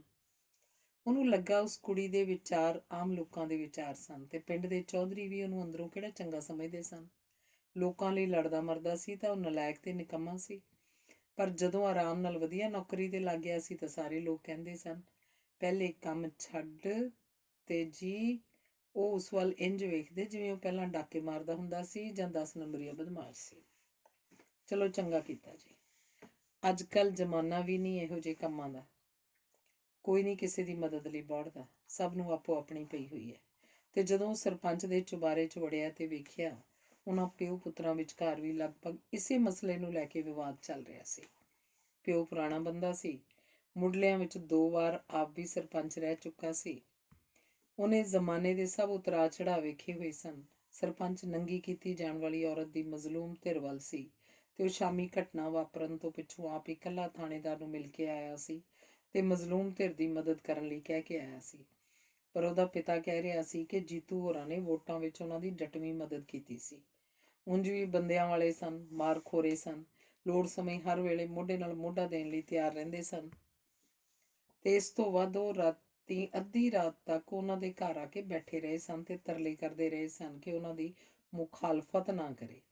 ਉਹ ਤਾਂ ਉਹਨਾਂ ਦੇ ਹੱਥੀਂ ਬੱਧੇ ਗੁਲਾਮ ਸਨ, ਨਾ ਕਦੀ ਅੱਗੇ ਉਸ ਤੋਂ ਭੱਜੇ ਸਨ ਤੇ ਨਾ ਅਗਾਂਹ ਭੱਜਣਗੇ। ਉਹਨਾਂ ਨੇ ਆਪਣੇ ਬੰਦੇ ਇਲਾਕੇ ਦੇ ਸਰਕਾਰੀ MLA ਵੱਲ ਵੀ ਭੇਜੇ ਸਨ। ਥਾਣੇਦਾਰ ਨੂੰ ਵੀ ਉਹਨਾਂ ਪਹੁੰਚ ਕੀਤੀ, ਪਰ ਸਰਪੰਚ ਆਪਣੇ ਬੰਦਿਆਂ ਨੂੰ ਛੱਡ ਕੇ ਰਾਤੀ ਦੂਜੀ ਧਿਰ ਵੱਲੋਂ ਥਾਣੇਦਾਰ ਵੱਲ ਕਿਉਂ ਗਿਆ ਸੀ। ਤੇ ਫਿਰ ਵੇਖੋ ਜੀ, ਜਿਨ੍ਹਾਂ ਦੀ ਇਹ ਮਦਦ ਕਰਦਾ ਜੀ, ਉਹ ਆਪ ਡਰਦੇ ਰਾਤੀ ਘਰੋਂ ਹੀ ਭੱਜੇ ਰਹੇ ਜੀ। ਹੁਣ ਤੁਹਾਡੇ ਅੱਗੇ ਅੱਗੇ ਹੀ ਹੋ ਕੇ ਗਏ ਜੀ। ਸਰਪੰਚ ਦਾ ਪਿਓ ਉਸ ਵੱਲ ਮੂੰਹ ਕਰਕੇ ਕਹਿਣ ਲੱਗਾ। ਤੇ ਸਾਡੇ ਸਰਦਾਰ ਹੋਰੀ ਰਾਤ ਦੇ ਭੱਜੇ ਫਿਰਦੇ ਜੀ, ਆਖੇ ਮੁਦਈ ਸੁਸਤ ਗਵਾਹ ਚੁਸਤ।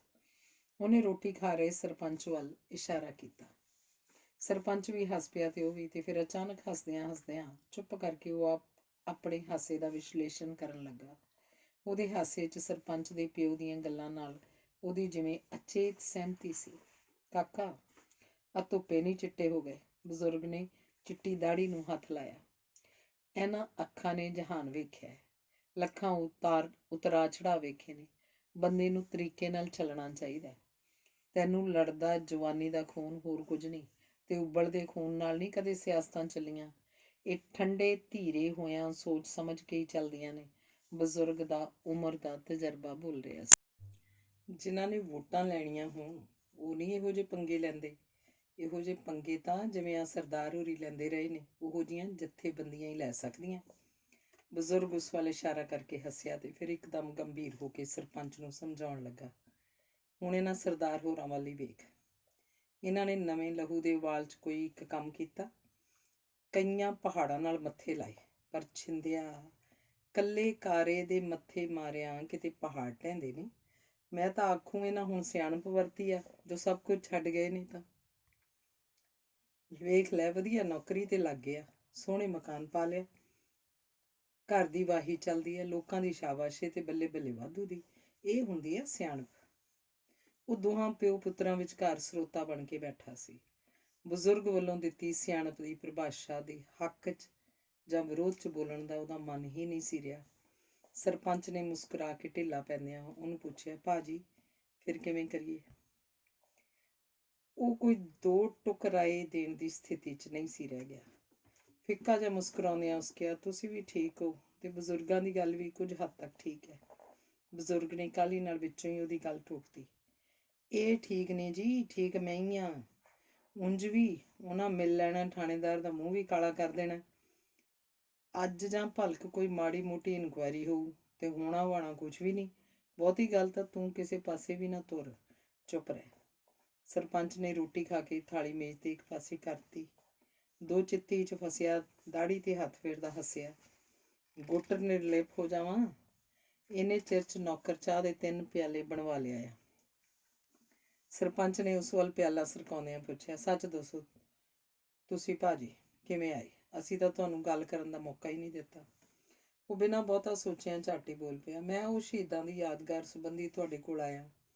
ਕੰਧ ਹੋਣ ਪਿੱਛੋਂ ਕੰਮ ਉੱਥੇ ਹੀ ਖੜੋਤਾ ਹੈ। ਮੈਂ ਕਹਿੰਦਾ ਸਾਂ ਬਾਹਰ ਲੋਹੇ ਦਾ ਗੇਟ ਲਾ ਕੇ ਅੰਦਰ ਮਿਸਤਰੀ ਨੂੰ ਆਖ ਕੇ ਲਾਠ ਜੀ ਖੜੀ ਕਰ ਲਈਏ ਤੇ ਸ਼ਹਿਰੋਂ ਸ਼ਹੀਦਾਂ ਦੇ ਨਾਵਾਂ ਦੀ ਸਿਲ ਖੁਦਵਾ ਲਿਆਈਏ। ਮੇਰੇ ਕੋਲ ਕੁਝ ਪੈਸੇ ਪਏ ਸਨ, ਮੈਂ ਸੋਚਿਆ ਇਹ ਲੱਗ ਹੀ ਨਾ ਜਾਣ ਤਾਂ ਚੰਗਾ।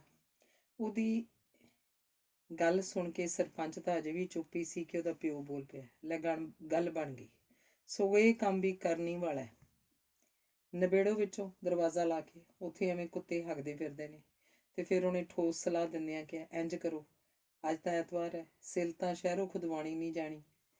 ਸ਼ਹਿਰ ਦਾ ਪ੍ਰੋਗਰਾਮ ਭਲਕ 'ਤੇ ਰੱਖ ਲਓ, ਨਾਲੇ ਅੰਬੂ ਦੀ ਕੁੜੀ ਲਈ ਭਲਕੇ ਪੰਚਾਇਤ ਵੱਲੋਂ ਤੂੰ ਭਾਂਡੇ ਵੀ ਲੈ ਕੇ ਦੇਣੇ ਨੇ ਸ਼ਹਿਰੋਂ, ਅਤੇ ਲੋਹੇ ਦਾ ਗੇਟ ਤੁਸੀਂ ਅੱਜ ਹੀ ਚੌਂਕ 'ਚ ਬਣਨਾ ਦੇ ਆਓ, ਅਤੇ ਕੱਲ੍ਹ ਜੇ ਹੋ ਸਕੇ ਤਾਂ ਸ਼ਹਿਰੋਂ ਸਿਲ ਵੀ ਬਣਵਾ ਲਿਓ। ਪਿੱਛੋਂ ਜੇ ਕੋਈ ਆਊ ਤਾਂ ਮੈਂ ਆਖੂੰਗਾ ਉਹ ਯਾਦਗਾਰ ਬਣਾਉਣ ਵਾਲੇ ਕੰਮ ਗਏ ਨੇ। ਕੰਮ ਦਾ ਕੰਮ, ਬਹਾਨੇ ਦਾ ਬਹਾਨਾ, ਦੋਹਾਂ ਧਿਰਾਂ ਤੋਂ ਬਚਾ। ਸਰਪੰਚ ਪਿਓ ਦੀ ਗੱਲ ਨਾਲ ਸਹਿਮਤ ਸੀ। ਉਹ ਤਿਆਰ ਹੋ ਕੇ ਮਿਸਤਰੀ ਨੂੰ ਸੱਦ ਲਿਆਏ, ਦਰਵਾਜ਼ੇ ਦੀ ਥਾਂ ਮਿਣੀ ਤੇ ਉਸ ਨੂੰ ਨਾਲ ਲੈ ਕੇ ਚੌਂਕ 'ਚ ਲੋਹੇ ਦਾ ਗੇਟ ਬਣਨਾ ਦੇਣ ਚਲੇ ਗਏ। ਇਹ ਕੰਮ ਕਰਦਿਆਂ ਹੀ ਉਹਨਾਂ ਨੂੰ ਸ਼ਾਮਾਂ ਪੈ ਗਈਆਂ। ਅਗਲੇ 2 ਦਿਨ ਛੁੱਟੀਆਂ ਲਈਆਂ ਹੋਣ ਕਰਕੇ ਉਹਨੇ ਅਗਲੇ ਦਿਨ ਸ਼ਹਿਰ ਜਾ ਕੇ ਸਿਲ ਖੁਦਵਾਉਣ ਦਾ ਪ੍ਰੋਗਰਾਮ ਸਰਪੰਚ ਨਾਲ ਨਿਸ਼ਚਿਤ ਕਰ ਲਿਆ।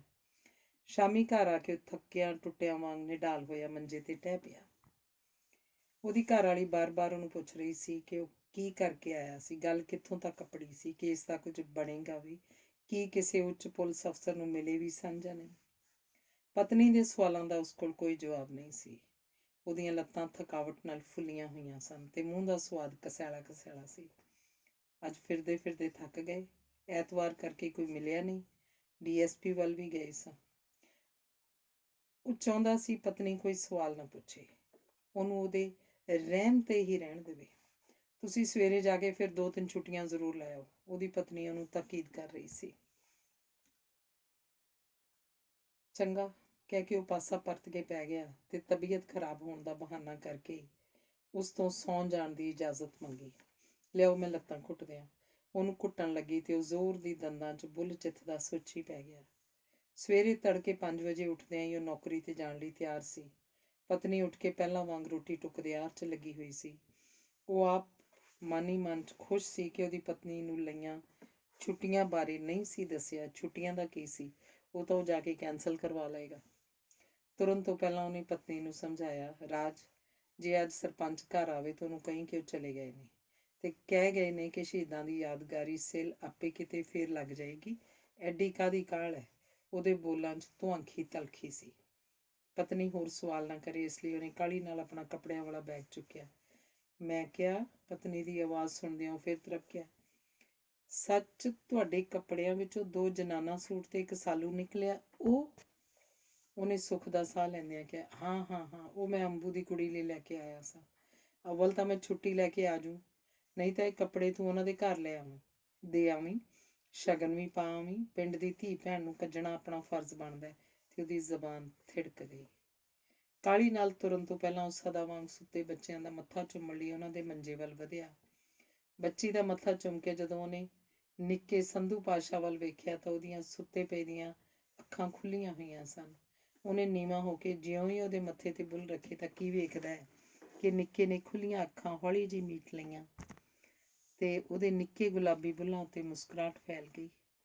ਬੱਚੇ ਨੇ ਤਾਂ ਸਹਿਵਨ ਹੀ ਅੱਖਾਂ ਮੀਚੀਆਂ ਸਨ।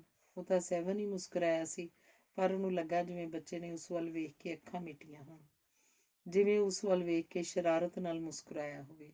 ਉਹਦੇ ਮੱਥੇ ਤੇ ਮੁੜਕੇ ਦੀਆਂ ਬੂੰਦਾਂ ਸਿਮ ਆਈਆਂ। ਉਹਦਾ ਸਿਰ ਜਿਵੇਂ ਘੁੰਮਣ ਲੱਗਾ ਤੇ ਉਹਨੂੰ ਲੱਗਾ ਜਿਵੇਂ ਉਹਦੇ ਹੇਠਾਂ ਚੀਕਣੀ ਦਲਦਲ ਹੋਵੇ ਤੇ ਉਹ ਬਾਹਰ ਨਿਕਲਣ ਦਾ ਜ਼ੋਰ ਲਾਉਂਦਿਆਂ ਵੀ ਉਸ ਵਿੱਚ ਹੇਠਾਂ ਧੱਸਦਾ ਜਾ ਰਿਹਾ ਹੋਵੇ ਤੇ ਗਲ ਖੋਬੇ 'ਚ ਖੁੱਭ ਗਿਆ ਹੋਵੇ। ਧੰਨਵਾਦ।